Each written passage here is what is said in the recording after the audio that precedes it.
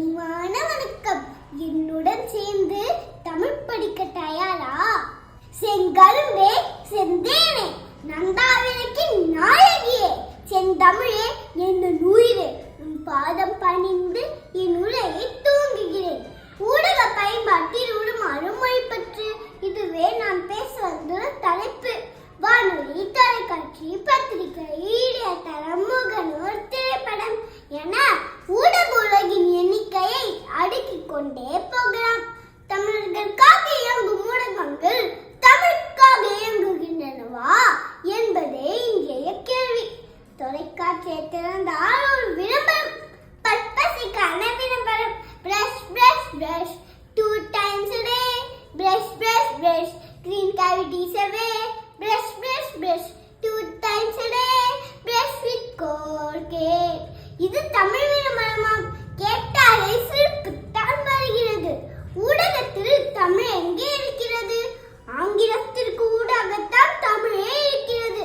அன்றைய திரைப்படங்களில் தங்கங்களே, நாளை தலைவர்களே, நம் தாயும் மொழியும் கண்கள் சிங்கங்களே, வாழும் தெய்வங்களே, நம் தேசம் காப்பவர் நீங்கள் என்று தாய்க்கு நிகழாக தமிழின் சிறப்பும் கூறப்பட்டது. ஆனால் இன்றோ கோல்டன் ஸ்பேரோ என்கின்ற ஆரோ நீராதலை சுயரம்பசாரோ. இது தமிழ் பாடலாம். எங்கே போனது நம் மொழி பற்று? எங்கே ஒரு உணவகத்திற்கு சென்று ஒரு தட்டு தாய் சோறு கொடுங்கள் என்று கேள்வி பார்க்கிறோம். ஒற்றை ரைஸ் என்று தானே கேட்கிறோம்.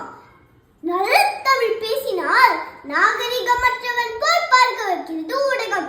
தமிழ் பேச்சின் உயிர் மூச்சு, தமிழோடு விளையாடு போன்ற ஒரு சில நிகழ்ச்சிகள் மட்டுமே தமிழுக்காக உள்ளன. உலகத்தில் யாரும் சீனா இங்கிலீஷ், ஜப்பான் இங்கிலீஷ் பேசவில்லை. ஆனால் நாம் மட்டுமே தமிழ் இங்கிலீஷ் பேசுகிறோம். இதை கற்றுக் கொடுத்ததே ஊடகம்தான். மக்களிடம் செய்திகளை கொண்டு சேர்க்கும் மகத்தான பணி ஊடகத்தின் பணி அல்லவா? சரி, அடுத்த வரை குறை சொல்லிக் கொண்டு இருக்காமல் நாம் என்ன செய்யலாம் என யோசிக்கலாம்.